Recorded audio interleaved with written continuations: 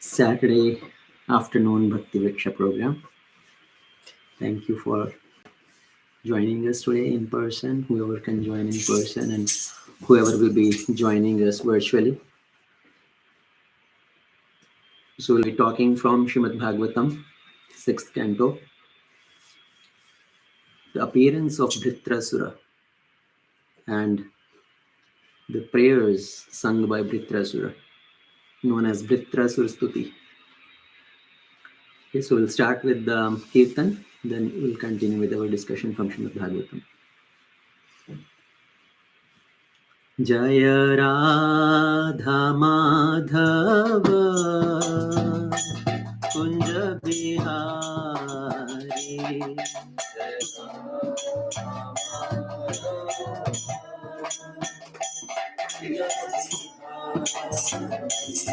जय राधा माधव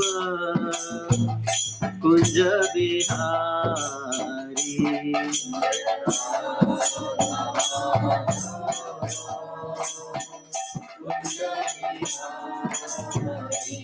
जय गोपी जन वल्लभ गिरिवरधारी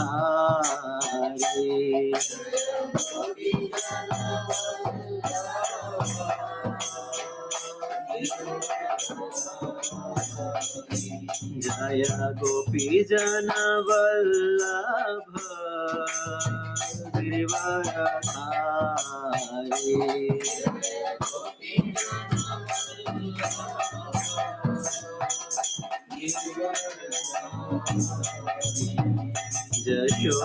यशोदानंदन ब्रज जन रंजन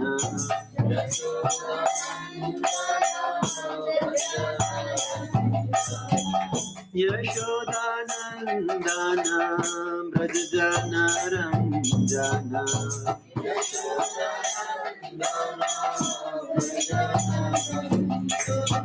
यमुना तीरा वनचारी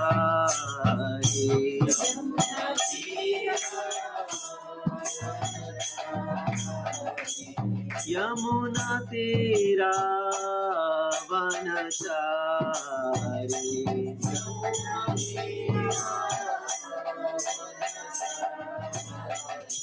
जय राधा माधव कुंज बिहारी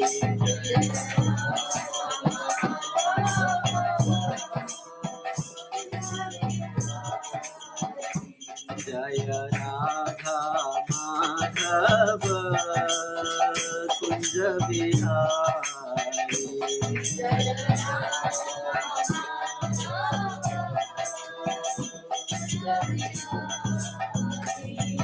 हे गोविंद हे गोपाल मदन मोहन दीन दयाल हे गोविंद हे गोपाल मदन मोहन दीन दयाल हे गोविंद हे गोपाल मदन मोहन दीन दयाल हे गोविंद हे गोपाल मदन मोहन दीन दयाल हरे Krishna Krishna Krishna Hare Hare Hare Ram Ram Ram Hare Hare Hare Krishna Krishna Krishna Hare Hare Hare Ram Ram Ram Hare Hare Hare Krishna Krishna Krishna Hare Hare Hare Rama, Hare Rama, Rama Rama, Hare Hare. Hare Krishna, Hare Krishna, Krishna Krishna, Hare Hare. Hare Rama, Hare Rama, Rama Rama, Hare Hare. Hare Krishna, Hare Krishna, Krishna Krishna, Hare Hare. Hare Rama, Hare Rama, Rama Rama, Hare Hare. Hare Krishna, Hare Krishna, Krishna Krishna, Hare Hare. Hare Rama, Hare Rama, Rama Rama, Hare Hare. Hare Krishna, Hare Krishna, Krishna Krishna, Hare Hare. Hare Rama, Hare Rama, Rama Rama, Hare Hare. Hare Krishna, Hare Krishna, Krishna Krishna, Hare Hare. Hare Rama, Hare Rama, Rama Rama, Hare Hare. Hare Krishna, Hare Krishna, Krishna Krishna, Hare Hare. Hare Rama, Hare Rama, Rama Rama, Hare Hare. Hare Krishna, Hare Krishna, Krishna Krishna, Hare Hare. Hare Rama, Hare Rama, Rama Rama, Hare Hare. Hare Krishna, Hare Krishna, Krishna Krishna, Hare Hare. Hare Rama, Hare Rama, Rama Rama, Hare Hare. Hare Krishna, Hare Krishna, Krishna Krishna, Hare Hare. Hare Rama, Hare Rama, Rama Rama, Hare Hare. Hare Krishna, Hare Krishna, Krishna Krishna, Hare Hare. Hare Rama, Hare Rama, Rama Rama, Hare Hare. Hare Krishna, Hare Krishna, Krishna Krishna, Hare Hare. Hare Rama, Hare Rama, Rama Rama, Hare Hare. Hare Krishna, Hare Krishna, Krishna Krishna, Hare Hare. Hare Rama, Hare Rama, Rama Rama, Hare Hare. Hare Krishna, Hare Krishna, Krishna Krishna, Hare Hare. Hare Rama, Hare Rama, Rama Rama, Hare Hare.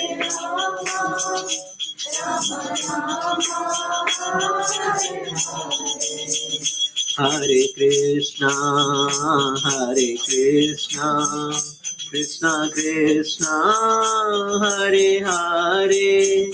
Hare Rama, Hare Rama, Rama Rama, Hare Hare,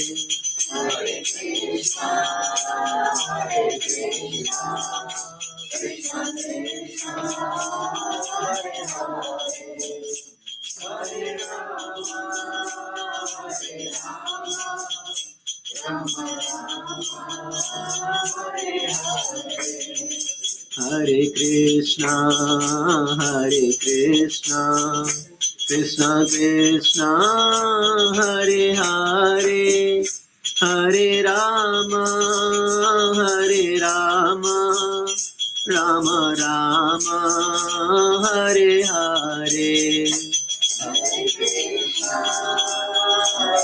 Krishna, Krishna Krishna, Hare Hare, Hare Rama,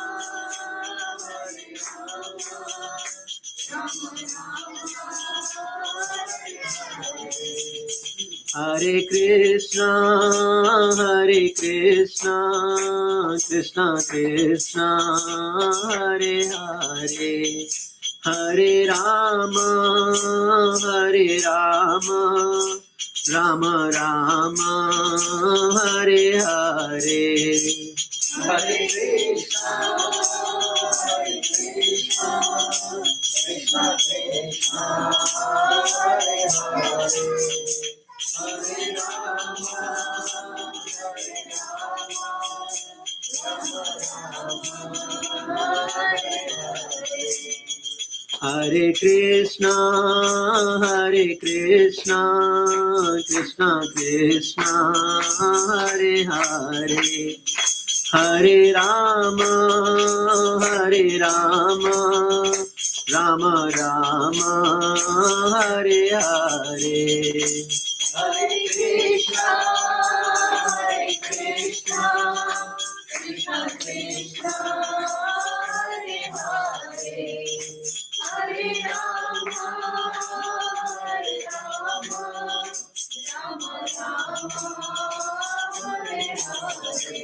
Jaya Radha Gopi Jana Vallabha, Radha Gopi Jana Vallabha Radhe. Jaya Radha, Govinda Radha, Govinda Radhe. Jaya Radha Kunj Bihari, Radha Kunj Bihari Radhe. Jaya Radha, Kunja Bihari Radha, Kunja Bihari Radhe. Jaya Radha Shyam Sundar Radha, Shyam Sundar Radhe. Jaya Radha, Shyam Sundar Radha, Shyam Sundar Radhe. Jaya Radha Madan Mohan Radha, Madan Mohan Radhe. Jaya Radha, Madan Mohan Radha, Madan Mohan Radhe. Jaya Radha Govinda Radha, Govinda Radhe. Jaya Radha, Govinda Radha, Govinda Radhe. Jaya Radha Gopinath Radha, Gopinath Radhe. Jaya Radha, Gopinath Radha, Gopinath Radhe. Jaya Nitai Gaur Sundar, Jaya Nitai Gaur Sundar, Jaya Nitai Gaur Sundar, Jaya Nitai Gaur Sundar. Jaya Nitai Gaur Sundar, Jaya Nitai Gaur Sundar, Jaya Nitai Gaur Sundar, Jaya Nitai Gaur. Jaya Gaura Nitai, Jaya Gaura Nitai, Gaura Nitai, Jaya Gaura Nitai. Jaya Gaura Nitai, Jaya Gaura Nitai, Jaya Gaura Nitai, Jaya Gaura Nitai. Nitai Gaura Hari Bol, Hari Bol, Hari Bol, Nitai Gaura Hari Bol. Nitai Gaura Hari Bol, Hari Bol, Hari Bol, Nitai Gaura Hari Bol. Jaya Jaya Prabhupada, Prabhupada, Prabhupada, Jaya Jaya Prabhupada. Jaya Jaya Prabhupada, Prabhupada, Jaya Jaya Prabhupada. Shri Radha गोपी जन वल्लभ भगवान की जय। श्री निताय पतित पावन गौर हरि की जय। निताय गौर सुंदर की जय। श्रील प्रभुपाद की जय। श्रील गुरुदेव की जय। अनंत कोटि वैष्णव वृंद की जय। All glories to assembled devotees. Hare All glories to assembled devotees. Krishna. All glories to assembled devotees. Hare Krishna. All glories, all glories, all glories to Shri Guru and Shri Gauranga. Srila Prabhupada ki Jai. Hare Krishna.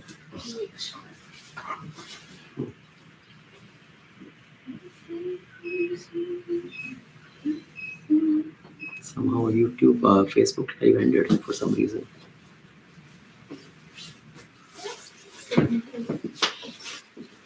you want the password? No, I have it. Let me restart.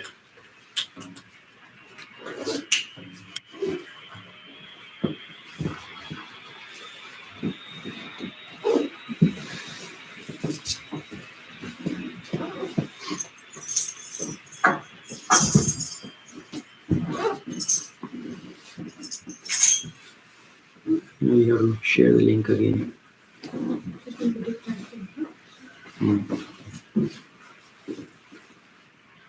Okay, Hare Krishna. Hare Krishna. Once again, welcome everyone to our Saturday afternoon Bhakti Viksha program. So we are discussing from Srimad Bhagavatam. Rashri Mataji has so much intense desire to hear different stutis from Srimad Bhagavatam, and she is encouraging me and inspiring me to speak something from those stutis. So last time we discussed Bhishma Stuti, glorification sung by Bhishma Dev. Today we are going to take a wonderful topic from Srimad Bhagavatam from 6th canto. This is about the appearance of Vritrasura, who happens to be a demon, but actually he is a devotee, so a godly demon. And beautiful prayers offered by Vritrasur, and those prayers are so wonderful. Many of the Bhakti tradition consider those prayers of Vritrasur as the foundation of sadhana bhakti. Okay? They use those prayers, the sutras from those prayers, as the founding stone of our devotional life. So we are going to talk about those prayers of Vritrasur and what lessons we can learn from that. And overall, from this whole pastime, why Vritrasur appeared and what activities he did. And it all has a lot of lessons for us. Okay, so before we enter into that, let's offer our prayers at the lotus feet of our Guru Parampara and the Supreme Lord.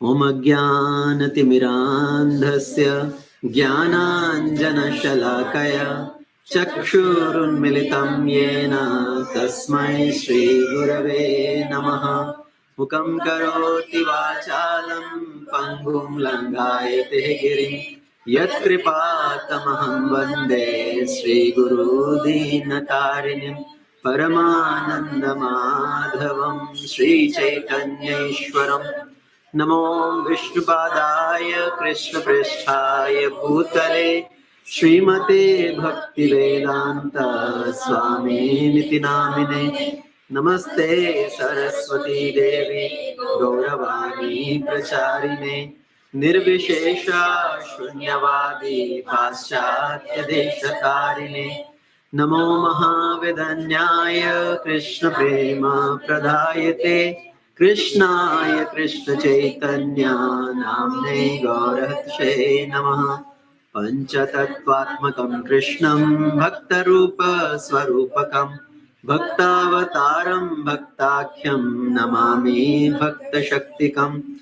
He Krishna Karuna Sindhu Dinabandhu Jagatpate Gopesha Gopika Kanta Radha Kanta Namostute Tapta Kanchana Gaurangi Radhe Vrindavaneshwari Vrishabhanu Sute Devi Pranamami Hari Priye Vanchah kalpatrubhyascha kripa sindhubhya eva cha patitanam pavanebhyo vaishnavebhyo namo namah.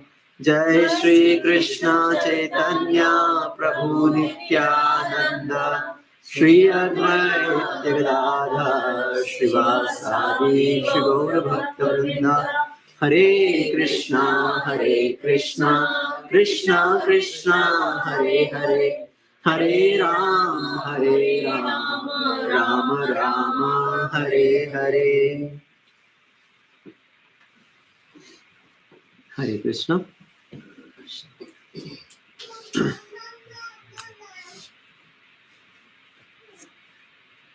So in Srimad Bhagavatam, if we really see, there's so many wonderful devotees mentioned. So many devotees are offering their prayers. So Bhagavatam is like the treasure trove of the stutis offered by various devotees. And here today we are going to hear the prayers offered by a demon. From the bodily point of view, he is a demon. He appears as a demon. But consciousness, he is a great devotee of the Lord. So the whole pastime from where it starts will start from once upon a time. Indra, he offended his guru. Okay, so this whole pastime starts from there. So how the story starts generally, once upon a time. Right, so once upon a time, Indra, he was sitting in his assembly, surrounded by all other Devi Devatas, the Apsaras, Gandharvas, they are singing and dancing. And Indra is enjoying sitting in his assembly, being glorified by so many different Devi Devatas here. And at that time, Indra's guru, the guru of the Devatas, who is that? Brihaspati, not Shukracharya. Shukracharya is the guru of the demons. So Brihaspati, he is the guru of the Devatas. Brihaspati arrives in the assembly, but Indra, he failed to offer obeisances to his guru. Indra kept sitting on his seat, did not get up from his seat and did not offer obeisances. He noticed, my Guru Maharaj is coming. Still he kept sitting on his throne, sipping the Soma juice, Somaras, and enjoying the glorification which were offered to him. So even after noticing the presence of his Guru, he did not get up from his seat. He did not offer obeisances to his Guru. And Brihaspati, he became offended by the behavior of Indra. But Brihaspati did not want to teach any lesson to Indra at that time. Brihaspati thought teaching a proud person so many times does not yield any result. So better is the saintly person themselves, they should understand. And rather than breaking their head with the fool person. So Brihaspati decided to leave the assembly. Now, a wonderful lesson for all of us. Importance of respecting our superiors. Importance of respecting our elders, our gurus. So whenever any superior person enter, we should get up and offer obeisances.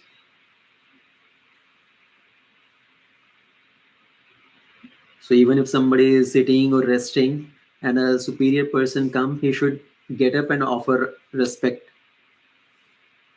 And we know from Srimad Bhagavatam another pastime where it happened when Balramji was on the pilgrimage. And Balramji went to so many different places and he arrived in Nemesharanya, where what is the name of Romaharshan Sutta. So Romaharshan Sutta, he is sitting on the Vyasasana, he is addressing the assembly. Okay, all the sages, they have appointed Romaharshan Sutta as their Vakta, and he is sitting and addressing, giving discourse. And at that time, Balramji enter into that assembly. All the other sages, they get up and offer obeisances to Balramji. Balramji is also Supreme Lord. He is an expansion of the Supreme Lord, Ananta Sesh. So all the sages, recognizing the position of Balramji, they offer obeisances, but Romaharshan Sutta, he is sitting on the Vyasasana, he does not get up and offer obeisances. And Balramji thinks this person, he himself is not following the etiquette, how is he going to teach others? So Balramji, he takes a blade of grass, and with the blade of grass, he cuts off the head of Romaharshan Sutta. And all the other sages, they're saying, alas, alas, we have appointed him as our representative and you have killed him. Yes, the Supreme Lord, Balramji can do anything. He is the Supreme Lord. But still, we had appointed him on the Vyasasana and we just blessed him with long life. So what to do? And Balramji said, I will appoint his son. Who is that? Sutta Goswami. What is his full name? Ugrasrava Sutta. So he appoints, Balramji appoints Ugrasrava Sutta on the Vyasasana. The son is also equal to his father. He's the representative of his father. So your blessing will not go in vain. But just to teach the lesson, I had to take this action. So Balramji is teaching. And here we see Brihaspati has come and Indra had offended Brihaspati, his guru. And Brihaspati leaves the assembly. Without correcting Indra, that Indra have to learn his lesson. So for us also this principle applies, be it our guru, be it our superiors, we should offer obeisances. Actually, the Shastra go to the point of speaking that when the husband comes back to home, and wife may be sitting on the sofa, maybe resting on the bed, wife should get up and should get up from his seat to receive the husband. Istri dharma. Now I'm not saying that you should start expecting that, hey, I have come, get up. There is a mutual responsibility of husband and wife. But just principle, this is the principle. And why? What is the logic behind that we should get up from the seat and offer obeisances? There is a reason for that. Okay, and the reason is when somebody superior comes in our assembly, in our presence, the pranavayu in the body starts to rise up. Okay, the pranavayu lifts up. And to stop that pranavayu, to make it stable, one should get up from the seat. One should stand up to catch that pranavayu. Otherwise, the pranavayu rises in the body and then it strikes the head, it strikes the skull, the brain, and it decreases the age, decreases the life of the person. So there is a science behind it. Okay, why it is mentioned. So the bottom line point is that we should respect our superiors, offer obeisances. And here Indra failed to do that. And Brihaspati left the assembly that Indra will have to learn his lesson. Whenever somebody gets some opulence, okay, be it fame, be it some other worldly opulence, be it some position, they get pride. Ramayana goes to the point to state that nobody in the history have been able to protect himself from pride after getting name, fame, position, power. So because of Indra's offense, Indra loses all his opulence. He loses all his power. He loses all his strength. Basically, the demigods, they lose all their strength. And the demons come to know about this. The demon come to know what Indra has done. Indra has offended his guru, and now he is bereft of his opulence. He is bereft of his strength. And Shukracharya, the guru of the demons, he advises the demons to attack on Indra. Now, what is the difference between the demons and the demigods? The difference between the Rakshasas and the Suras, Asuras and Suras. Now, what is the difference? Asuras and Sura, the demons and demigods always have war going on. Right? There is always a war between the Asuras and Suras. And that is to get power. That war is to get power. Kissa kursi ka. Everybody want to get that seat, that position. And the difference between the asuras and suras is the suras, the demigods, they have great respect for the Supreme Lord. Bhagwan ko mante hain. Asuras may not respect the Supreme Lord. But asuras have high respect for their guru. They have very high respect for their guru. Even the asuras, the rakshasas, they also worship their guru, Shukracharya. The demigods, they worship the Supreme Lord, but they may not show as much respect to the guru. But the asuras, they may not show respect to the Supreme Lord, but they respect their guru. Even if their guru tell them to cut off their head, they're ready to do that also. That much respect they have for their guru. So if somebody want to learn Guru Bhakti, should learn from the demons actually. So they are a very high example of Guru Bhakti. But basically the point is, nobody is completely good or nobody is completely bad. Okay? It's not that one person is perfectly good, no bad qualities at all, or on the other side somebody is full of bad qualities, no good quality at all. It's not like that. Because when Brahma created this creation, it says he mixed the guna and avguna. Vidhi prapanch guna avguna sana. Brahma ji mixed the guna and avguna. Guna avguna ka khichdi paka diya. Like we make khichdi, right? We mix the dal and rice, and you cannot separate dal and rice from the khichdi. So same way when Brahma created this whole creation, he mixed the good qualities and bad qualities, guna and avguna.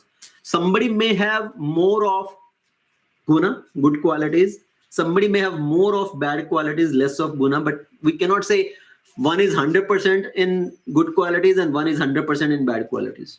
It's not like that. So asuras also have some good quality. They are Guru Bhakta. They are very respectful to their guru. So Shukracharya tells demons, you attack on Indra, attack on the demigods. This is the perfect time. Indra is bereft of his opulence, his strength because of his offense to the guru. So the demons attack and Indra had to flee. Indra had to run away. Indra loses his position.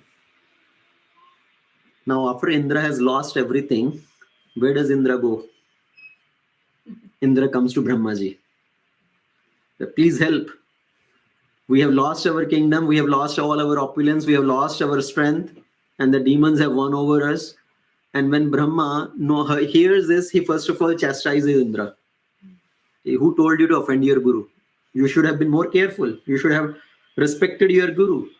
Now you are bereft of all your opulence. It's because your guru has left. And Indra had tried to go back. Actually, Indra realized his mistake. He went back to Brihaspati's ashram to find him, but Brihaspati hid himself. Now I don't want to come out as quickly.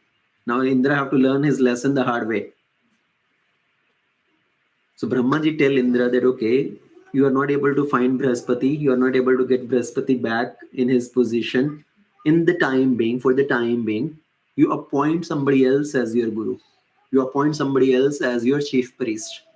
And who could that be? So Brahmaji suggests that you appoint the son of Twashta, Vishwarupa, as your chief priest. Vishwarupa has been performing austerities. He is filled with all the saintly qualities, the Brahmanical qualities. And because of the strength of his austerities, his Brahmanical power, you will be able to gain back your strength. So you go to Vishwarupa and accept him as your guru for time being. Now, who is this Vishwarupa? He is the son of Twashta. So this Vishwarupa is in one sense like the nephew for all the demigods. Okay, Twashta is like the brother of Indra, and this Vishwarupa is like Indra's nephew. So now to accept somebody younger than you, like the age of your son as your guru, it's not very easy, right? And Brahma said, don't consider the age. Okay. For spiritual prosperity or for the spiritual prosperity or spiritual, spiritual growth, It's not the age which is a factor. It's the qualities, the austerity which matters. So you appoint Vishwarupa as your guru. So Indra goes to Vishwarupa, hearing the instructions of Brahmaji. And now as Indra goes there, Indra requests Vishwarupa that we have come to you to ask you for a favor.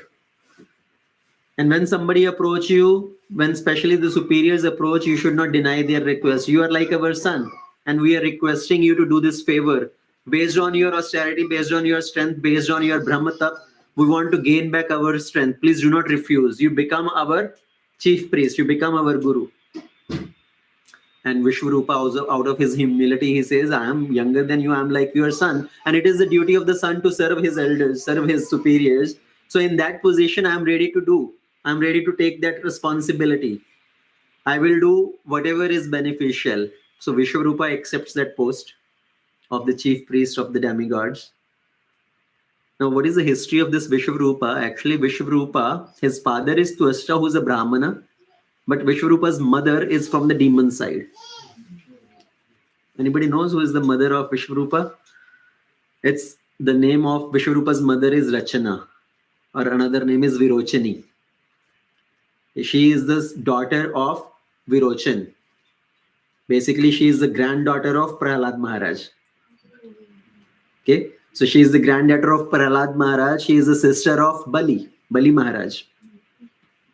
So she belongs to the demon lineage. So from father's side, Vishwarupa is a Brahmana. From the demon side, his mother side is from the demon side. So Vishwarupa becomes the guru of the demigods. And Vishwarupa performs the yajna, and he instructs Indra in the Narayana Kavacha prayers. Okay, he teaches the Narayana Kavacha prayer to Indra. This Narayana Kavacha is a very wonderful prayer. It's a very intricate how to recite Narayana Kavacha. Okay, to shield ourselves from any outside dangers. So Vishwarupa gives this Narayana Kavacha that now nobody can harm you, nobody can defeat you. You will gain back your opulence and your strength. And because of Vishwarupa's prayers or Vishwarupa's austerities, Indra is able to gain back his opulence, and he again attacks the demons and gains back his kingdom. Okay, so far it's clear. There will be so many twists and turns coming up in the story. Okay, be very attentive. So if you miss, you lose. So Indra got back his kingdom. Now he is again living back in his Swarga. And Vishwarupa is living in Swarga with Indra. He is living in Swarga with the demigods, performing the yajnas for the well-being of demigods. One day, what happened? Vishwarupa was performing yajna. And because his mother side is from the demon lineage, he has some soft corner for the demons also. Okay. As he is offering the oblations in the yajna with the two heads, so Vishwarupa has 3 heads. Okay, so that's another thing. Vishwarupa had 3 heads. With the 2 heads, he is chanting the prayers for the demigods. He is offering the oblations for the demigods. Om Indraya Namaha. Okay, Om Indraya Swaha, Idam Indraya Namamaha. So he is offering prayers for the demigods. But with one head, he is offering oblations on the name of demons also. And Indra, he is coming out, and one day Indra notices that Vishwarupa is offering the prayers, offering the oblations on the name of demons also. He's offering the oblations on the name of my enemies. He is making the demons also strong. Indra became very angry. Immediately Indra took out his sword and he cut out the 3 heads of Vishwarupa. So what happened now? First guru, Indra mentally offended. He committed offense to the guru by not offering respect. Second time, physically killed the guru. It's big offense now. See, that is another thing, another lesson to learn. When anger comes, and anger comes because of our desire for enjoyment. Because Indra had desire for enjoyment, he's thinking, if demons become powerful, they will again drive me away from my Swarga. I will not be able to enjoy again. So because he has attachment to his enjoyment, And just with the fear of losing his enjoyment, with the fear of losing his fame and position, Indra becomes very angry. Immediately, he kills his own guru. So that is the risk, that is the danger of anger. So that's why I say anger, danger is one word added to anger. Right? Once somebody is anger, it's very dangerous. One loses all their mental power. In Bhagavad Gita, Krishna says, the very famous verse from chapter 2, text 62 and 63, what is that? ध्यायते विषयान् पुंसा संघास्तेषोपजायते संघात् समजायते काम कामात् क्रोधो विजायते क्रोधात् भवति सम्मोहा सम्मोहात् भ्रमति नाशः. So when somebody is so much desiring to enjoy something, and when they do not get that, when they have a fear of losing that, they immediately become angry. And because of anger, the mind is completely bewildered. The intelligence is lost. So that is what happened in case of Indra also. So now next time when you recite this verse, read this verse and you discuss, you can quote this example of Indra killing his own guru out of anger. So Indra killed his own guru, and now he got the sin of Brahma Hatya. Because of killing of a Brahmana, he was afflicted with sin. Indra had to suffer for 1,000 years to remove that sinful reaction, and after that also to get rid of this sin of Brahma Hatya, he divided his sinful reaction among 4 personalities. Yeah, no, very interesting. Indra divided his sinful reaction among 4 personalities. What are these 4 personalities? Earth, trees, woman, and water. So he divided 1/4, 1/4, 1/4, 1/4 to these 4 personalities. And because he gave the sinful reaction, he had to offer them some benediction also. So in exchange of the sinful reaction, Indra gave them some benediction also. So Mother Earth, she accepted 1/4 of Indra's sinful reaction. And because of accepting that 1/4 sinful reaction, Earth has barren land, Banjar Bhumi. So wherever you see Banjar Bhumi, the barren land, that is because of accepting Indra's 1/4 sinful reaction. But because of accepting that sinful reaction, Earth was given the benediction that whatever are the ditches, if you dig hole in the earth, with time it will fill automatically. Okay, so that is the benediction Indra gave for giving 1/4 of his sinful reaction. For the trees, Indra, they accepted 1/4 of Indra's sinful reaction, and in exchange, Indra gave them the benediction that whatever trees and branches are cut off, they will grow again. So you trim the trees and again the tree grows. Right? Because of Indra's benediction for accepting the sinful reaction. And because of the sinful reaction, what happens to the trees? The trees have sap. Right? Some liquid juice comes out from the trunk of the tree. That sap is not acceptable, is not to be drunk. Because if somebody is drinking that sap, they are also afflicted with the sinful reaction of Indra. And there is some exception to that. Hing and Google was also considered as sap of the tree. But that is accepted. Okay? That is the only exception to all the saps which come out of the tree. So earth accepted 1/4, tree accepted 1/4. Women were given 1/4 of Indra's sinful reaction. And because of that, the women go through this Masik Dharma, the monthly cycle. That is also because of accepting the sinful reaction of Indra. And because of that, the benediction given was they will be able to enjoy the fame and beauty. The sinful reaction given to the water. Because of that, the water gets bubbles, foam in the water. And whatever water has bubble form, that water is not to be consumed. The water is not good for drinking, not good for taking shower. Okay, so if you see any water body with a lot of foam and bubbles bubbling up, so that water is not fit. But the benediction given to the water was, in whichever item the water is added, that item will grow. That item will gain the volume. Okay, so पानी को जिसमें भी मिलाया जाता है उसका volume बढ़ता है. So in that way, Indra divided his sinful reaction, and then finally he was relieved from his sinful reaction of killing the guru, killing the brahmana. That's why brahmanas to be respected in all sense, if you don't want to get any sinful affliction out of that. So after Vishwarupa is killed, what happened on the other side?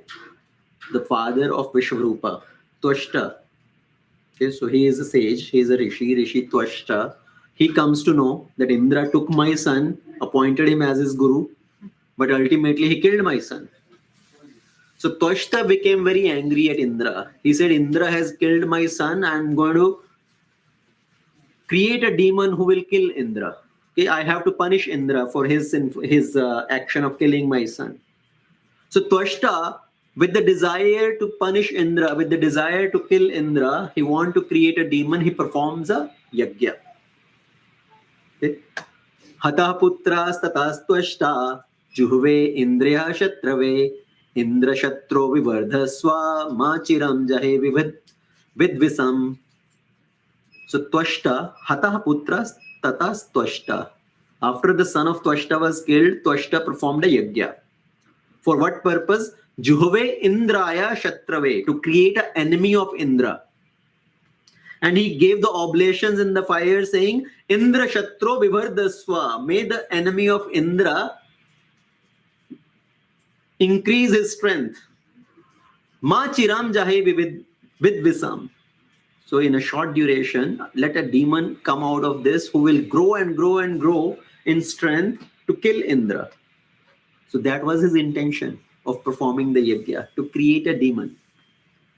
Now, another turn and twist come in the story. Twashta had performed a yajna to kill Indra, and he recited the mantra, Indra Shatro Vivardaswa. But now when reciting these Vedic mantras, one need to be very, very careful. Each syllable, each swara need to come out in a perfect way to get the result of what mantra is being recited. There is a short vowel and long vowel. In a Vedic mantra recitation, if the vowel gets wrong, where you want to say the short vowel and you recite a long vowel, the whole meaning changes. And it may give you a counter reaction. Same thing happened in the case of Twashta. He recited Indra Shatro Vivardaswa, where it used to be a short swara, he recited a long swara. One swara became wrong. He wanted to say, let the enemy of Indra grow, let the enemy of Indra be born, but it became the meaning, let a person be born whose enemy will be Indra.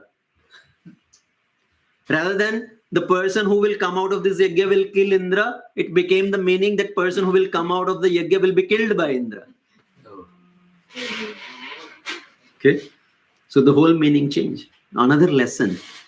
This is why the Vedic yajnas, it's very important to have the right ingredient, the right brahmanas who can recite the mantras properly.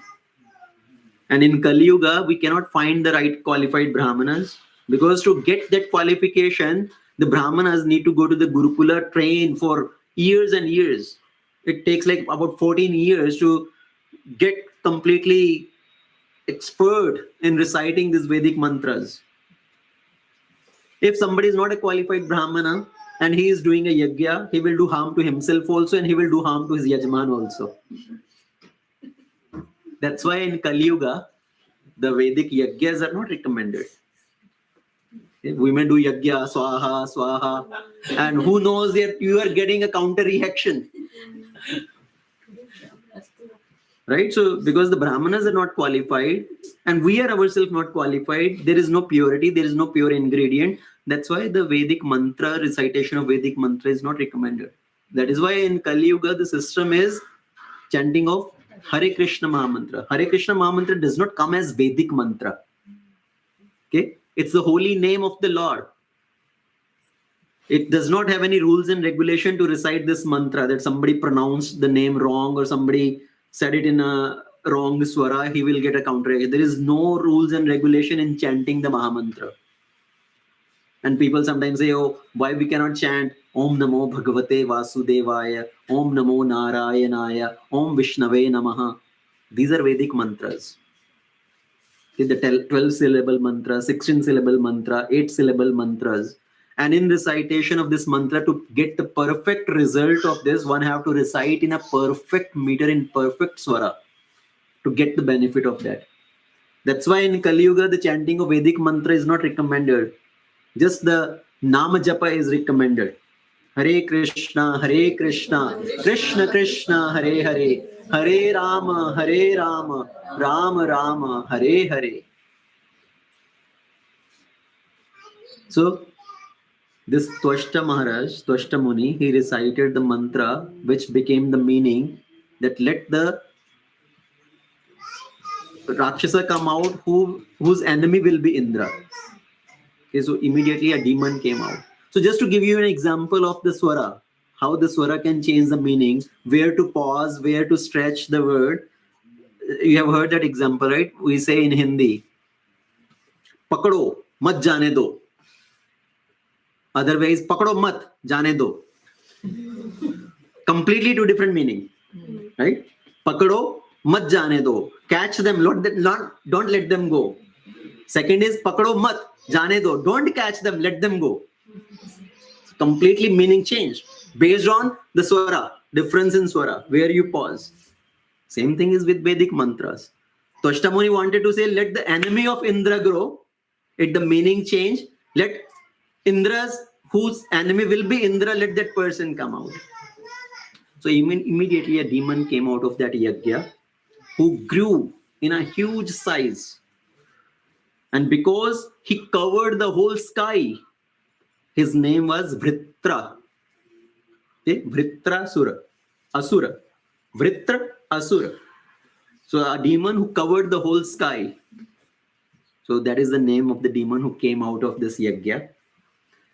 And now, because the purpose of his creation is to have enmity with Indra, he gathers all the other asuras.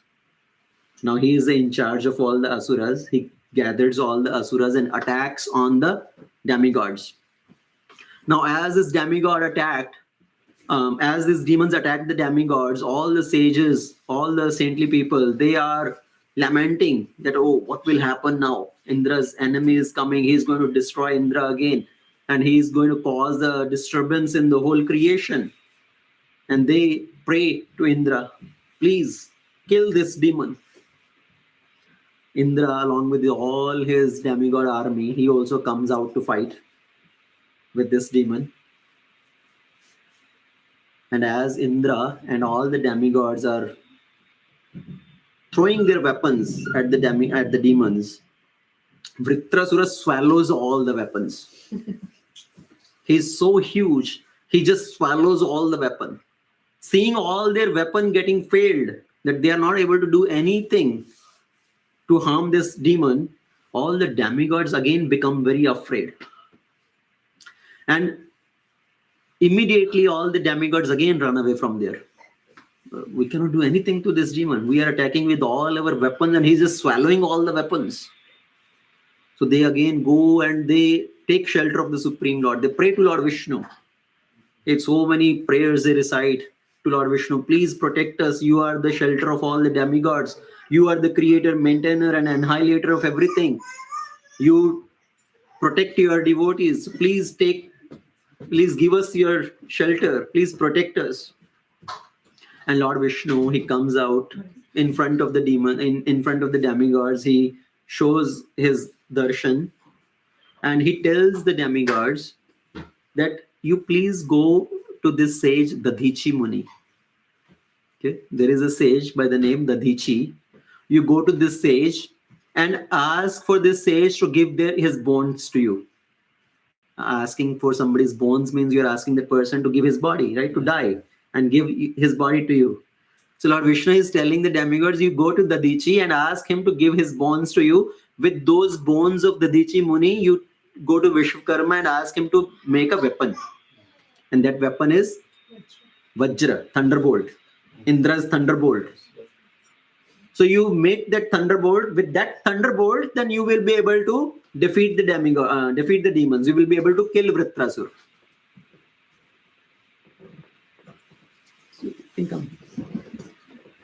Because now Lord Vishnu gave assurance. He gave them a method how these demons can be defeated and killed. So Indra had a hesitation in his mind. In his mind, he's thinking, should I really go to Dadichi? Will he honor my request? Why? Because Indra, he had put fire there also. Indra ने पहले वहां पर भी आग लगाई थी. He had gone to Dadichi and kind of harassed Dadichi. In one sense, he had warned Dadichi. Indra had gone to Dadichi Muni to get particular type of Vidya.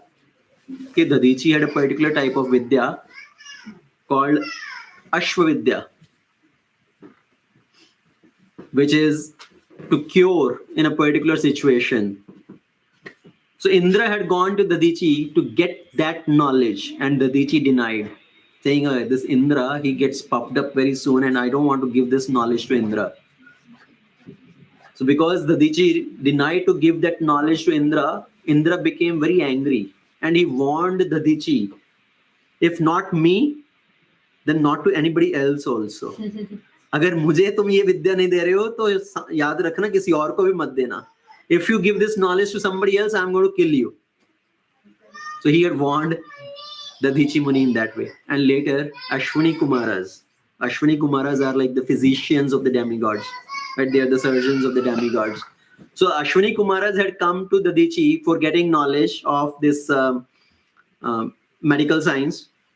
And Ashwini, this Dadichi Muni had told that, okay, you are very young, you go get more experience and trained, then you come back, then I will give you this knowledge. So Ashwini Kumara had gone. And when they came back after gaining some experience and knowledge, then they told Dadichi Muni, now you please give us this knowledge. And Dadichi Muni said, Indra had warned me. If I give this knowledge to anybody else, he's going to kill me. And he's going to cut off my head. सिर काटने में expert है इंद्र. जल्दी गुस्सा आता है, सिर काट के अपने रास्ते चलता है. So Dadichi said, he's going to cut off my head. Ashwini Kumara said, okay, that's the only problem. Indra is going to come cut off your head. उससे पहले हम ही आपका सिर काट देते हैं. We are the physicians, right? We are the surgeons. We'll cut off your head, original head, keep it in cold storage, put a horse head on you. You give your knowledge to us. Indra will come. He will cut this horse head. We have your original head safe. We'll put it back. समझ में आया? Yeah. So Ashwini Kumaras, they cut off Dadichi's head, gave him a horse head. And then Dadichi gave that knowledge. That is why it's called Ashwashira. The knowledge given by the head of a horse. Ashwashira Vidya. So Dadichi gave that knowledge and Indra came to know that Dadichi gave the knowledge to Ashwini Kumaras. He did not give it to me. So Indra came and cut off the head. Ashwini Kumaras put the original head back on Dadichi. So Indra was remembering all this incident which had happened. When Lord Vishnu told him, you go to Dadichi Muni and ask for his bones. Indra is thinking, I don't think he's going to honor my request. He's going to give me his bones based on what I have done earlier. But because Lord Vishnu instructed, so Indra goes there. And as Indra approaches Dadichi Muni, there is a very nice conversation between Indra and Dadichi Muni. Indra goes and tells, please, we are very desperate. The demons have attacked on us and we are bereft of our kingdom. We are bereft of our strength and opulence. And the only method for us to win over the demons is we need your bones. Please give your bones. Please give up your body so we can take your bones. Partially, Dadichi Muni immediately agreed. But just to hear some instructions from the demigods, he said, he spoke like a attached person. He says, Arey, how can I give up my body? How can I give up my bones to you? Don't you know that body is dear to everybody? Everybody try to protect their body by all their means and they are ready to give up everything, right? All their accumulations to protect their body.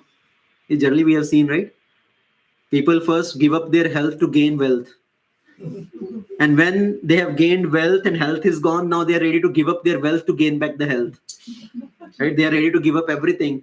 अरे मुझे 6 महीने का जीवन और दे दो बस, चाहे जो कुछ ले लो मुझसे. Right? They tell the doctor like that. अरे कुछ भी ले लो, कुछ भी करके मुझे बचा लो बस. So the Dadichi Muni is telling that point actually.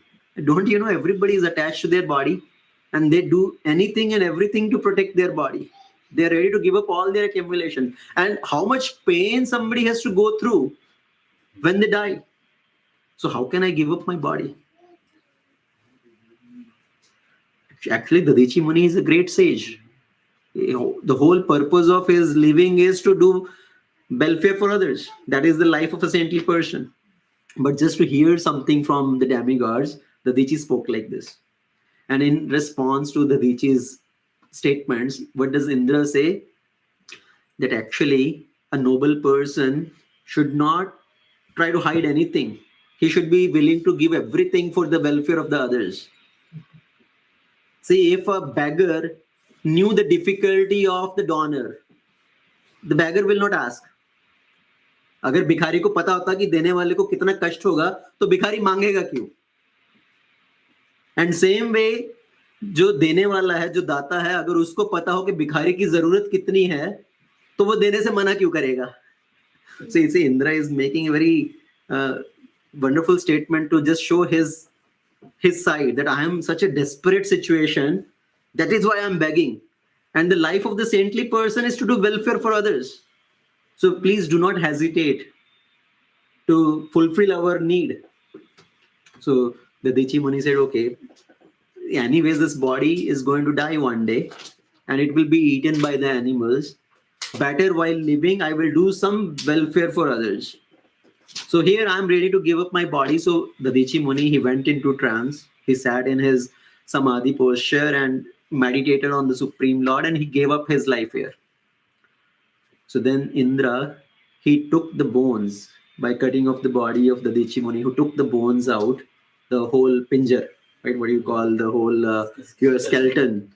So he took the whole skeleton of the Dadichi and took it to Vishwakarma, and Vishwakarma, out of that skeleton, he made Vajra, thunderbolt. See, the thunderbolt, it has basically your spinal cord and some other rib cage, right? Rib bones around that. That is the structure, that is the shape of the thunderbolt. So made out of the bones of the Dadichi Muni. So now after Indra got his thunderbolt, he got his weapon. Now he attacked back on the demons. So collecting his whole demigod army, he came in front of the army of the demons, facing Vritrasura. So as Indra came in front, they started fighting. So this war, actually, it says it happened at the end of Satya Yuga and beginning of Treta Yuga. The war between the demons and the demigods. This war between Indra and Vritrasura. Now the demons are throwing all their weapons at the demigods, and the demigods are cutting off all their weapons. So it became reverse now. Earlier, the demigods threw their weapon and Vritrasura swallowed everything. Now the demons are throwing all their weapons at the demigods, and Indra is able to cut off all their weapons.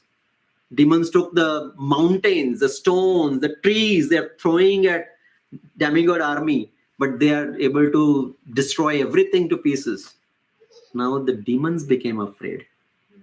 They say, oh, Indra has become very powerful because of his weapon, and we cannot stand in front of Indra. So all the demons, they're starting to run away, leaving the battleground. They started to run away, showing their back to the demigods. Now Vritrasura, he was the leader of the demons, of the Rakshasas.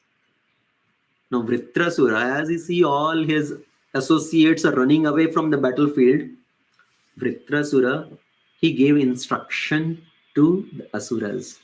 See, we have not come to the actual prayers of Vritrasura yet. But from here till end, you will see so many instruction he is giving to different people. Apart from his prayer, there are so many other lessons he is giving. So Vritrasura, he see all his associates are running away from the battlefield. He said, please stop. Just hear me. Why are you running away from the battlefield? Dhruvam hi janam mrityu dhruvasya. In Bhagavad Gita, Krishna says, whoever has taken birth is sure to die, and whoever has died is sure to take birth again. So same principle, this Asura, Vritrasura, is telling to all his demons, say, why are you running away? What will happen at the most? You will be killed. You have taken this body, one day you have to die anyways. So face your enemy with courage. Why are you running away from this battlefield? By showing the back to the enemy and running away like that, you will gain infamy. Actually, there is two type of death which is glorious. Who is telling this? Vritrasura, a demon. He is telling. There is a two type of death which is most glorious. One type is sitting in a mystic yoga posture, fixing the heart on the Supreme Lord, meditating on the Supreme Lord and giving up your body in that way while remembering the Supreme Lord. Second method is fighting with your enemy in the battlefield and getting a glorious death. In that way, you will be able to attain Swarga. This is exactly what Krishna told Arjuna in Bhagavad Gita, 2nd chapter. Right? If you fight in this battlefield, even if you die, what will happen? You will gain heavenly kingdom. If you win, you will gain earthly kingdom. Vritrasura is telling this to the demons. There is two glorious deaths. One is to give up this body while remembering the Supreme Lord. You will be able to go back to the Supreme Lord. Second is to die in the battlefield while fighting. Why you are showing your back? But all these demons, they did not listen to the instructions of Vritrasura. They were running away. And the demigod saw these demons are running away. Still, they did not stop. They were shooting their weapons, arrows or something, at the backs of the demons. Seeing this, Vritrasura became very angry. And he started chastising Indra.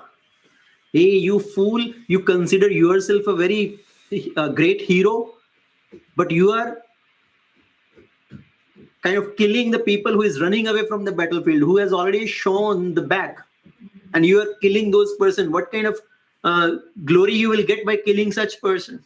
Actually, these demons who are running away from this battlefield, they are not even the sons of their mothers. They have just come out of the body of their mother, just like the stool. So he is comparing these demons who are running away just like the stool. Right? They are not even the real sons of their mothers. And you are killing them. What is the difference between them and you? You consider yourself a great hero, but what kind of benefit you will get out of that? If you really consider yourself a hero, then stand before me and fight with me. And you are such a sinful person. Now he starts chastising Indra. You're such a sinful person. First you offended your guru, then you killed your guru. Because all you want is just enjoy the opulences. You are concerned about your enjoyment only. So he is speaking such harsh words to Indra. If you dare, you stand in front of me and you fight with me. And Indra, hearing the disposition of Vritrasur, Indra became intolerant. Hey, how dare he is speaking to me like this? And Indra threw his club at Vritrasur. Yeah, Vritrasur के ऊपर जोर से अपना गदा फेंक के मारा. What did Vritrasur do? He just caught that club and threw it back at Indra with great force. In the movies, you may have seen something like this, right? Especially South movies. Somebody shooting the bullets and they catch the bullet and throw the bullet like that. And they are stealing from the Shastras only. It's mentioned. It was mentioned again, we discussed earlier, between the fight of Varahadev and Hiranyaksh also. Hiranyaksh threw his club at Lord Varahadev and Varahadev caught it and threw it back at Hiranyaksh. The same thing we see here. Indra is throwing his club at Vritrasur. Vritrasur caught that and threw it back at Indra and it struck the carrier of Indra. Who is the carrier of Indra? Airavat. So Airavat elephant. So it hit Airavat and he started bleeding from his mouth and he fell back like 40 feet away. So Airavat fell back and Indra was on his back. Indra also fell. Now, seeing the power of Vritrasur, Indra was surprised. And Vritrasur did not attack back immediately, thinking that, okay, now Indra's position is weak, he has fallen, so let me attack him again and kill him. Vritrasur followed the religious principle that when the enemy is not in a proper consciousness, in proper attention, that you should not attack him. So Vritrasur did not attack him immediately, and taking this opportunity, Indra got up. He touched the elephant with his nectar hand, because in Indra's hand, nectar is there, and he can revive the person using that nectar. So Indra revived his elephant, Airavat, again. Again, Indra got on to the Airavat, but he is now doubtful. Should I really be standing in front of Vritrasura to fight with him? And Vritrasura saw Indra's situation. And at this time, now Vritrasura again chastises Indra like anything. And he says, hey, why don't you throw your thunderbolt? See, you are holding this thunderbolt in your hands. Why don't you attack on me with this thunderbolt? But now Indra has doubt. He is thinking, I threw club on him. He threw the club back on me only. What if I threw my thunderbolt on him and he catch the thunderbolt and threw back at me? Mera vajra mere pe aayega. So Indra was doubtful now. Indra got doubt. Even though Lord Vishnu told Indra that you make the thunderbolt, with this thunderbolt you will be able to kill Vritra, still Indra got doubt. It means Indra loses faith in Lord Vishnu also. He does not have full faith in the words of Lord Vishnu. But Vritrasura, he is telling Indra, hey, Lord Vishnu told you will be able to kill me with this thunderbolt. Why don't you attack me with this thunderbolt? I am ready to be killed. Even if I am killed on this battlefield, I am remembering the Supreme Lord and I will be able to go back, be freed from this body as a demoniac body which I have taken birth. I will be freed from this sinful reaction. And I am ready to fight with you to pay the debts to my brother. The whole purpose of my creation is to fight with you. So if I kill you by ripping apart your chest with my trident, I will pay the debts back to my brother. But if I got killed in this battle, then also I do not have any loss. What will I attain? I will go back to the Supreme Lord. Even if you win, that's not a victory for you. At the most, what will you gain by winning? You will gain the Swarga. You will gain the heavenly kingdom. But if I lose also, still I am victorious because I will attain the Supreme Lord. So in that way, because Indra was hesitant to attack on Vritrasura, thinking that Vritrasura may catch hold of this thunderbolt and attack back on me, he was still thinking and taking this opportunity. Vritrasura, he knew in his heart that I will be killed by Indra in this battle ultimately. And he tells, let me repose my whole consciousness, my whole attention unto the Supreme Lord. Let me remember the Supreme Lord, offer my prayers to the Supreme Lord. As if Vritrasura at that time, seeing the Supreme Lord in front of him, he is experiencing or he is feeling as if the Supreme Lord is present there in front of him. And Vritrasura as if asking Indra, okay, you want time? In the meantime, can I make my final wish? मैं अपनी अंतिम इच्छा पूरी कर लूं. What is your अंतिम इच्छा? What is your last wish? I want to glorify the Supreme Lord. I want to offer my prayers to my dear Lord. How long you will take? How long time? How much time do you need? Whatever you can give me.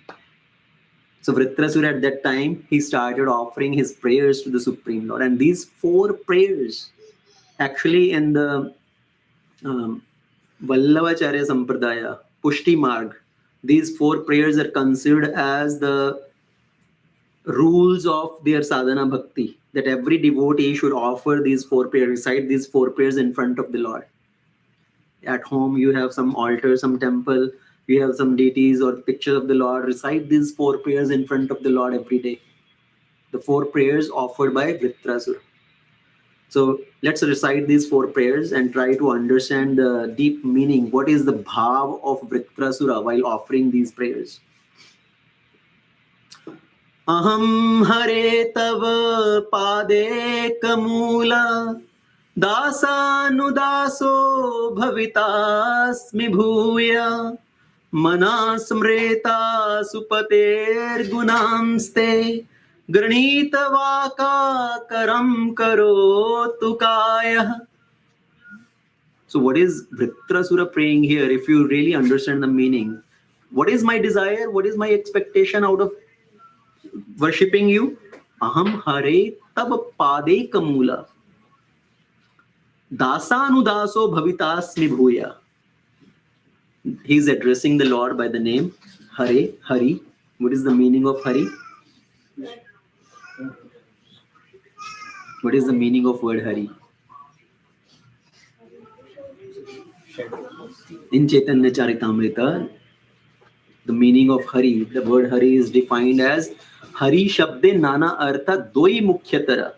There are many meanings to the name Hari, but there are two primary meanings to the name Hari. Hari Shabde Nana Arte Doi Mukhyatara Sarva Amangal Hare Prema Diya Hare Man. The meaning of Hari is somebody who steals away all inauspiciousness. And the other meaning of Hari is who steals away the heart of his devotees. And during Damodar Leela, we talked about Krishna. He is being the leader of all the thieves. Brajer Prasiddham Navanita Choram. Brajer Prasiddham Navanita Choram. What is next? Gopangananam Chadukula Choram Shri Radhikaya Hridasya Choram. So he steals away. What does he steal away? He steals away the butter. Choragraganyam Purusham Namami. So I offer my respectful obeisances to the leader of all the thieves, who is very famous as a thief in Braja. He steals butter. Not just butter, he steals the clothes of the gopis. Not only that, he steals the Anek Janam Arjita Papachoram. He steals away the sins of his devotees, and he steals away the heart of the devotees. So Hari who steals away the inauspiciousness, who steals away the sinful reaction, and who steals away the heart of his devotees. Aham hare tava pad eka mula. Mula, what is the meaning of mula? Root. Okay. Pad, feet. So the root of the feet. What is the root of the feet? The bottom of our feet, talava. So what Vritrasura is praying, Aham hare tava padeka mula dasa nudaso bhavitasmi bhuya. I want to become the servant of your lotus feet. That is my only desire. I want to become the servant of your lotus feet. So the devotees who have taken shelter of your lotus feet, I want to become their servant. Oh my Lord, I don't want to become your servant directly. I want to become the servant of your servants. That is my only desire. So,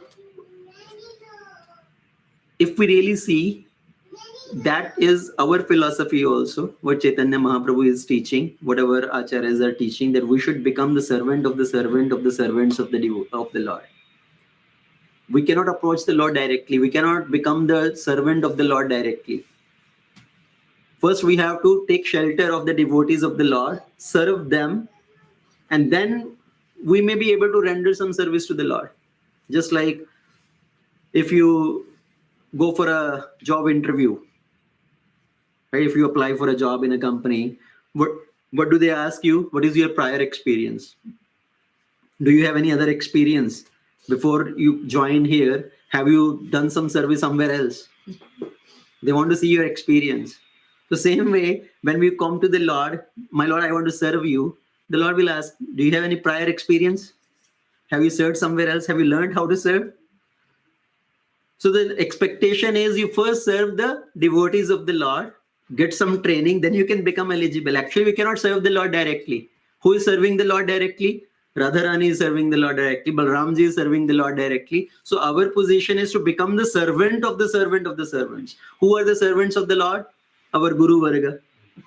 So you serve the devotees of the Lord. You serve your Guru Varga. That is how you become the servant of the Lord. And if you want to serve the Lord directly, that is actually easy. Right? Serving the Lord is easy. He is not going to complain anything to you. जैसे भी भगवान को भोग लगा के सामने रख दो, भगवान he is going to accept. जैसे भी आप भगवान को श्रृंगार कर दो, he is going to accept. He is not going to say, अरे आज क्या बनाया, आज नमक कम डाल दिया. This is not what I like today. This is not what I want to eat today. He accepts whatever you give him. Whatever way you dress the Lord, he is accepting.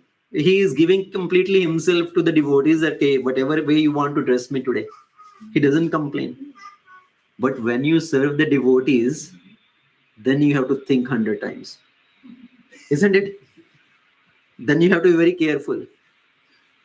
So serving the Lord is actually easy, but our position is not to approach the Lord directly. Our position is to approach the devotees of the Lord, serve the devotees of the Lord. So Vritrasura is saying, Aham hare tava pade kamula dasanudaso bhavitasmi bhuya. That is my desire. Please make me the servant of your servants. What do I want to do? Mana samreta supate gunanste. I want to engage my mind in always remembering you. Who is telling this? Vritrasura. A demon is telling that I want to engage my mind in always remembering you. यहाँ पर तो मनुष्य का पता नहीं है. So you tell people, please chant the holy name, please remember the Lord. And we do not have time. But here a demon is praying like this, that I want to remember you always. I want to remember your qualities. Granita vaka karam karotu kaya. I want to engage my power of speaking in glorifying you. Granit vaka. Karam karoti kaya. And with my body, I want to render service. So that is what Vritrasura is praying. I want to remember you. I want to glorify you. I want to engage my body in service.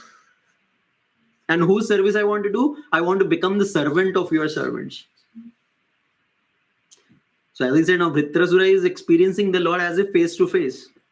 So Lord is reciprocating, right? As if Lord is asking. Just remember the way we did Bhishma Stuti. As Bhishma is speaking to the Lord, verse by verse. So here also just imagine same way. As if the Lord is speaking to Vritrasura, okay, you want to become the servant of servant, you want to do all this. What do you want out of this? Arey, itna maska laga rahe ho, chahiye kya? Isn't it? If somebody is telling you, Prabhuji, I want to do like this, I want to become your servant, I want to just render some service to you, you are such a wonderful person, you will say, Arey, tell me what do you want? Isn't it? Chahiye kya, Baba, wo batao. So as if the Lord is asking Vritrasura, what is your hidden desire? What do you want? क्या चाहिए तुम्हें? स्वर्ग चाहिए, रसातल चाहिए, ब्रह्मलोक चाहिए, क्या चाहिए तुम्हें? किसके लिए इतनी चमचागिरी कर रहे हो? किसके लिए इतनी प्रशंसा कर रहे हो? So Vritrasura said, my Lord, I don't have any desire. Please do not misunderstand me. What do I want? Nanak prishtham na cha parmeshtham na sarvabhaumam na rasadhipatyam na yoga siddhir punarbhavam va samanjastva virhaya akankshe. My only desire, I want to experience your viraha. I want to experience the separation from you. Let me burn in your separation. I don't want Swarga. Na Nakaprishtham. I don't want the kingdom of Swarga. Na Parmeshtham. I don't want the kingdom of Brahma. Na Sarvabhaumam. I don't want the earthly kingdom also. Na cha Rasadhipatyam. I don't want Rasatal. Rasatal is also very opulent, where Vaman Dev had sent Bali Maharaj. Right? He took away everything from him and then gave Rasatal, the kingdom of Rasatal, to him. So Rasatal is actually considered more opulent than Swarga. Vritrasura is saying, I don't want Swarga. I don't want Brahmaloka. I don't want earthly kingdom. I don't want Rasatal. Na Yoga Siddhir. I don't want any mystic powers also. It's not that I'm rendering service to you or I want to serve you to get some siddhi, some powers from you. I don't want any yogic mystic powers also. Apunarbhavam va. I don't want to get liberation also. It's not that I want that please make me free from the cycle of birth and death. Give me liberation. I don't want that also.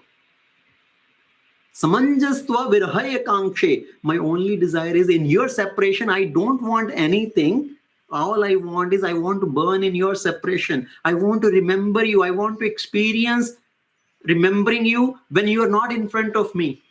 See, when somebody is in front of you, then you see that person just in that block. Right? Manoj Prabhu is sitting there, then you see Manoj Prabhu sitting there only. But when somebody is not in front of you, then you are remembering that person. Then you see that person in many things. Whatever you see, anything related to that person, you remember that person in him. For example, when the child is away, mother remembers the child in everything which belongs to the child. अपने बच्चे के जूते देखे तो उसको बच्चे की याद आ गई, बच्चे का बैग पड़ा देखा तो उसको बच्चे की याद आ गई, बच्चे की किताबें पढ़ी देखी तो उसको बच्चे की याद आ गई. So you see that person in everything when the person is not in front of your eyes, when you are in separation. But when that person is in front of you, maybe we do not have as much value. So Vritrasur is saying, if you show yourself to me, if you give yourself to me, I may not value that as much. But let me experience this separation from you. I want to experience this separation. मुझे आपके विरह में जलने दो. This separation is a very wonderful thing. And we need to experience that separation. Do we feel that separation from the Lord? Even I can speak of myself. I'm nowhere close to anything there. That when we have that such separation, intense separation from the Lord, that when we experience that viraha from the Lord, when you are away from your deities, do you feel that separation from them? अरे कब वापस जाएंगे? कब मैं अपने निताय गौर सुंदर के दर्शन करूंगा? We go for even month to India and we leave them here. Do we feel that separation?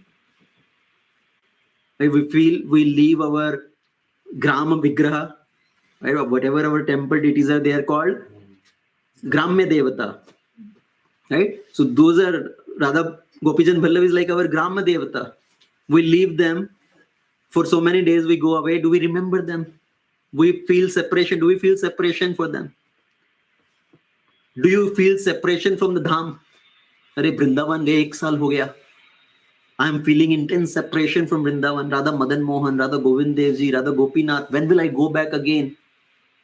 When I took the last darshan of Madan Mohan, what was the dress they were wearing? Do I remember that? So do we feel that separation? Actually, we need to feel that separation. The virha. The gopis are feeling intense separation from Krishna. They are suffering in that separation, but they are experiencing love towards Krishna in that separation, because the separation intensifies the love.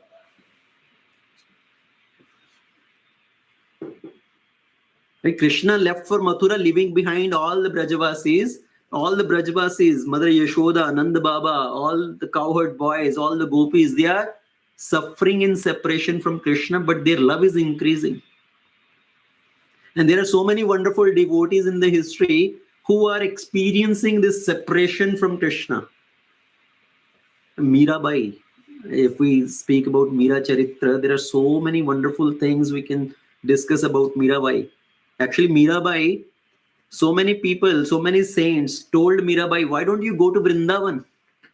You remember Krishna, your Kana so much. Why don't you go to Vrindavan? She says, no, I don't want to go to Vrindavan. I will go to Vrindavan when Vrindavan calls me. जब Vrindavan का बुलावा आएगा, Vrindavan call करेगा, then I will go there. So whenever any sages used to come from Vrindavan to Mewar, right, Rajasthan, they will remind Mirabai of Vrindavan. And the sages will say, okay, you don't want to go to Vrindavan, you can write letters. Why don't you write some letter for your Kana? And Mirabai, she says, I'm not in a situation to write letters. I'm not able to write letters to Krishna. Why? पत्तियां मैं कैसे लिखूं, लिखे ही न जाए. How can I write letters to Krishna? I'm not able to write letters. Why? What is the problem? Take a paper, take a pen, you write letter. What is the problem? He says, Kalam dharat mero kar kampat hai. As soon as I hold a pen to write the letter, my hands are shivering. I'm not able to write. Even if I make my hand stable and try to write, still nothing stays on the paper. Why? नैन रहे झड़ लाए, पतियां मैं कैसे लिखूं, लिखी ही न जाए. कलम धरत मेरो कर कांपत है, नैन रहे झड़ लाए. So Mirabai is feeling this intense separation from Krishna and remembering Krishna. Mere to Giridhar Gopal dusra na koi. Another example is the great saint Surdas ji. Right? Surdas ji, he is blind, but he is experiencing Krishna in front of him. And one day Krishna gave him the eyes and gave his darshan. And Surdas ji, he is saying, please take away this eyesight. I don't want to keep this eyesight. See, when you are in front of me, I am seeing you only here in front of me. But when you are not there, when I am not able to see, I see you everywhere. So let me experience you everywhere. Let me suffer in separation from you. Please don't show yourself to me. And that is what Vritrasura is saying. Please let me suffer in separation from you. Don't come in front of me. Let me suffer. I don't want anything.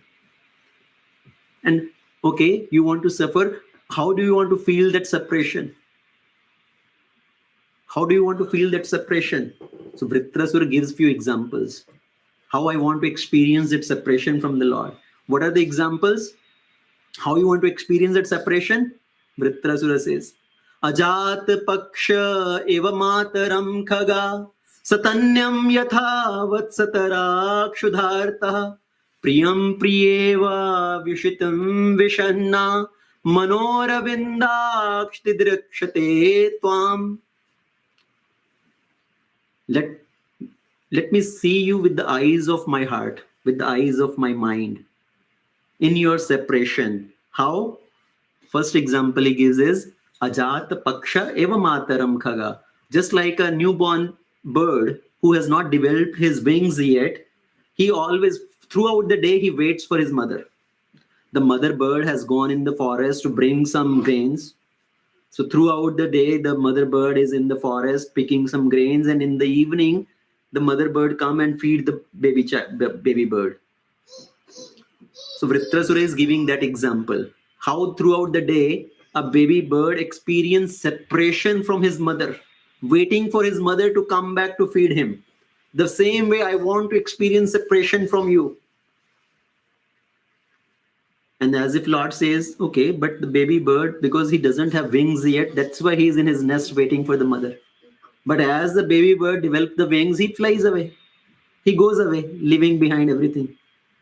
So now you are saying you want to feel separation from you, but later on, when you start experiencing me, if I show myself to you, you will go away. You will lose your bhakti, you will lose your devotion. Then no, my Lord. You did not like this example, sorry. Let me give you another example. What is the other example? Satanyam yatha vatsatara shudhartah. As a calf is always eager to drink the milk from the udders of the mother cow. So mother cow has gone to the forest to graze throughout the day, and the calf is left behind, and calf is tied with the rope. And the calf is waiting when the mother will come back and when they will release the calf so that he can go and drink the milk from the mother. So he is eagerly waiting for his mother. He is eagerly feeling that hunger to drink the milk from the mother, always remembering the mother. Same way, my Lord, I want to remember you in your separation. Here also, as if Lord says, okay, this example also, the Vatsa is waiting for the mother because mother will give something. So you are feeling that separation, you want to enjoy that separation with the desire that you will get something from me. So in the first two example, it is only receiving, there is no service. The baby bird is receiving, the calf is receiving, but there is no service. So Vritrasura says, okay, please forgive me. Let me give you another example. What is the other example? Third example. Priyam priyeva vyushitam vishanna as a newly wedded wife, eagerly waits for husband to return back. The husband has gone out for his household, for his occupational duty to earn money. He has gone out. Sometime he goes to the foreign also, right? Foreign land also to earn livelihood. And when the husband is away from the house, either throughout the day or for many days, the wife is eagerly waiting for her husband. She doesn't feel any happiness, any satisfaction in absence of the husband. But in the absence of the husband, she is rendering some service. She is making all the arrangements when the husband will come back, that so that everything is perfectly arranged. Food is cooked, the house is clean, everything is taken care. So the wife is rendering service in separation from the husband while she is waiting for the husband to come back. So in that mood, I want to experience a separation while rendering service. All I want is to experience this separation. I want to see you from the eyes of my mind, from the eyes of my heart. जैसे बोलते हैं भगवान को अपनी ये actual आंखों से देखने के बजाय अपने मन की आंखों से देखो. Try to catch the Lord in your heart. So Vritrasur say, I want to catch you in my heart so that I can see you there in my heart rather than seeing you in front of me. And in the fourth verse, then Vritrasur offers the next sutra. What is the next sutra Vritrasur is offering? Again, very important for all of us. Mama uttama shaloke janeshu sakhyam sansara chakre bhramata swakarma bhi tvanmayaya atmatmja daragehe shwasachittasya nanath bhuyat. So, Mama uttama shloke janeshu sakhyam sansara chakre bhramata swakarmabhi. Let me wander in this material world because of my karmic reaction. I don't worry about that. I don't want liberation. I don't want freedom from this cycle of birth and death. If I have to come back again and again and again in whatever species of life, I don't worry. But only thing I want is, please give me the relation with your devotees. Mama uttama shloke janeshu sakhyam. जो आपके जन हैं, जो आपके बंधु हैं, जो आपके सखा हैं, मुझे उनका संग चाहिए. All I want is their association, relation with the devotees. See, what is the best thing we should ask for is that we want relationship with the devotees of the Lord. All other relationships are actually useless. If somebody has got all other relationships in the world, but not the association of the devotees, he is to be considered as very unfortunate person.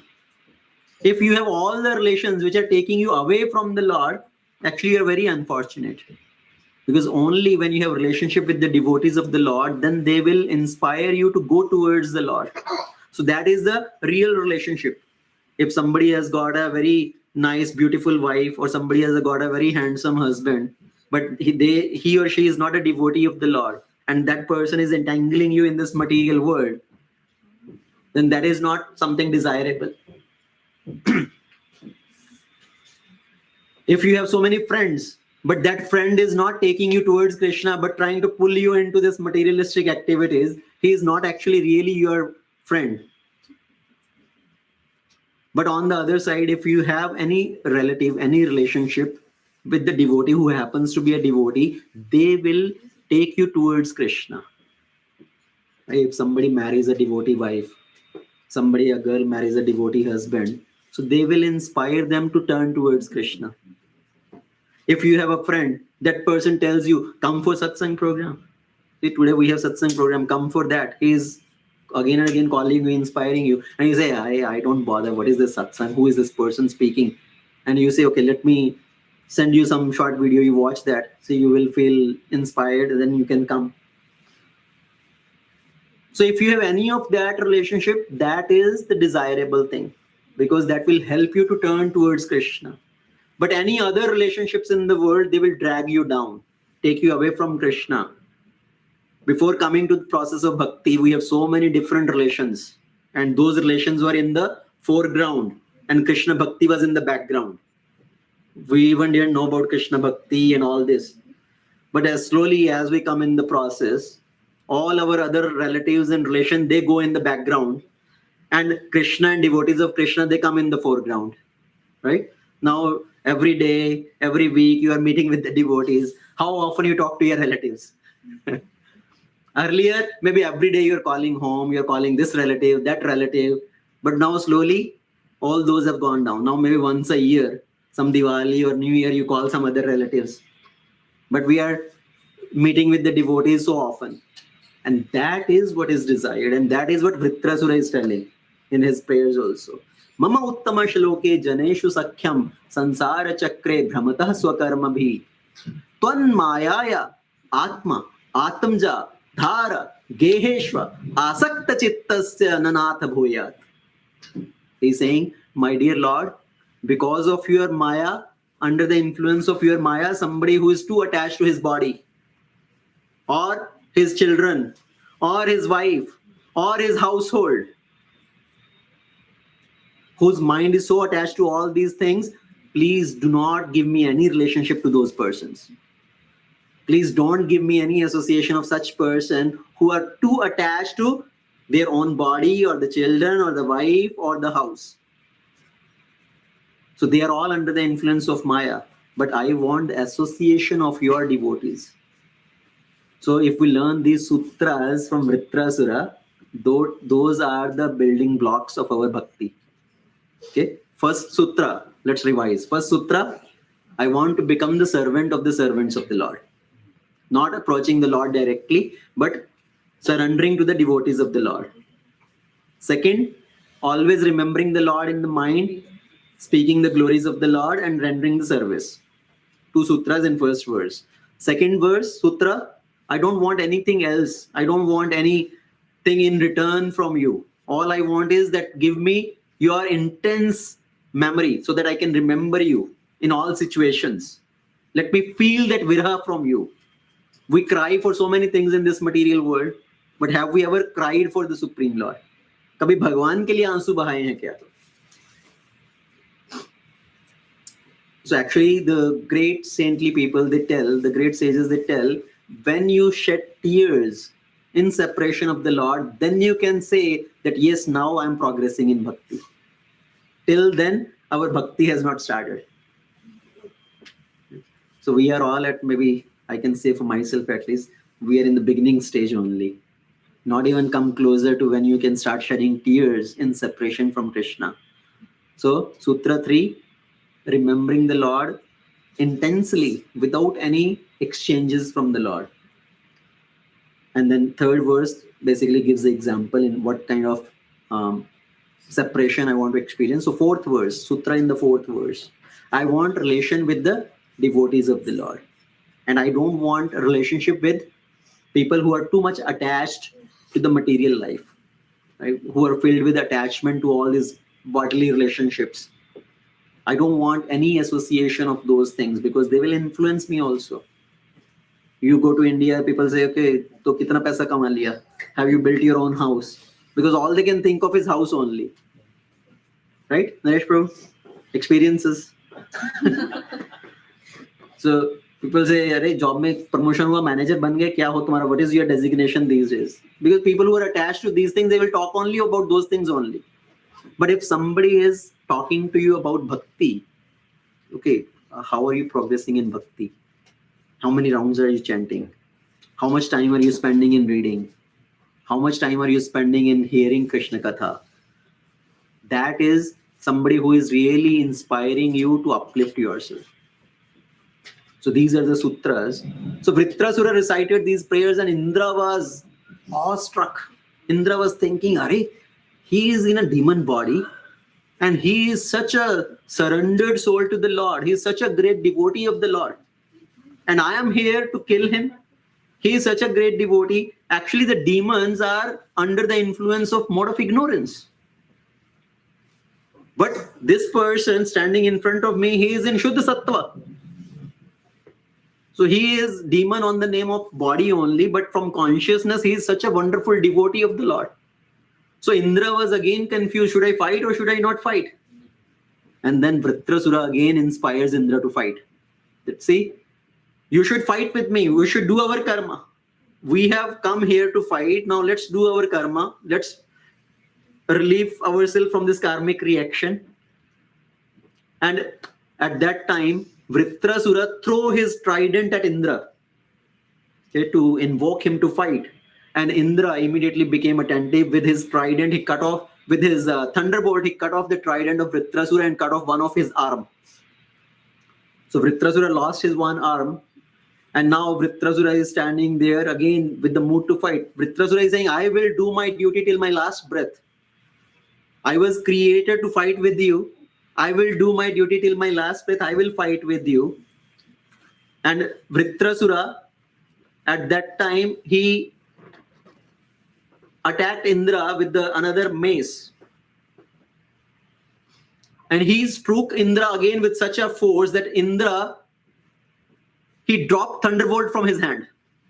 Vritrasura attacked on Indra again with such force that thunderbolt fell off from the hands of Indra. Indra was again ashamed. See, losing weapon from the hand is considered like a defeat. आपका शस्त्र हाथ से चला गया मतलब आप हार गए. So Indra was feeling that I'm defeated. Indra was standing there ashamed, and Vritrasura is saying, why don't you pick up your thunderbolt again and fight with me again? See, why are you considering this defeat and victory? Defeat and victory will come. One day defeat, another day victory. One day victory, another day defeat. Only the Supreme Lord is the one who is always victorious. Everybody else in this material world, sometimes they are victorious, sometimes they are defeated. Sometimes they get fame, sometimes they get infamy. So why are you so much worried about that? So pick up your weapon and fight with me. Let's do our dharma. Let's do our duty. So finally Indra picks up the thunderbolt again, and he again attacks on Vritrasura and cuts off his second arm also. And Vritrasura, now he knows, I am here to die only on the battlefield. But for that purpose only I came. I want to die. I want to die remembering the Supreme Lord so I can attain the Supreme Lord. I can go back to the service of the Supreme Lord, completing the reactions by which I have got this body. So Vritrasura, he opens his mouth so big. He puts the lower jaw on the ground and upper jaw is touching the sky, and he swallows Indra. Okay. He opens his mouth so wide that he swallows Indra. Now Indra is in the belly of Vritrasura. All the sages start crying. Alas, alas, Indra is in the belly of Vritrasura. Indra is dead. So Vritrasura has killed Indra. But now, because Indra is protected by Narayan Kavacha, is protected by the prowess of Lord Vishnu, Indra cuts off the abdomen of Vritrasura and comes out. So because he has cut off the abdomen of Vritrasura, Vritrasura has gone into Samadhi situation. He is sitting there in Samadhi, ready to do whatever you want to do with my body. He completely absorbs his consciousness on the Supreme Lord. Indra comes out from his abdomen, cutting off the abdomen, and then with his thunderbolt, he starts to cut off the head of Vritrasura. And Vritrasura is not feeling any pain. He in one sense, he has completely gone in Samadhi. He has given his body, given up his body. And Indra cutting his head with his thunderbolt, it took 1 full year for Indra to cut the head of Vritrasura. So finally, Indra cut off the head of Vritrasura, and in that way Vritrasura dies, but always remembering the Supreme Lord.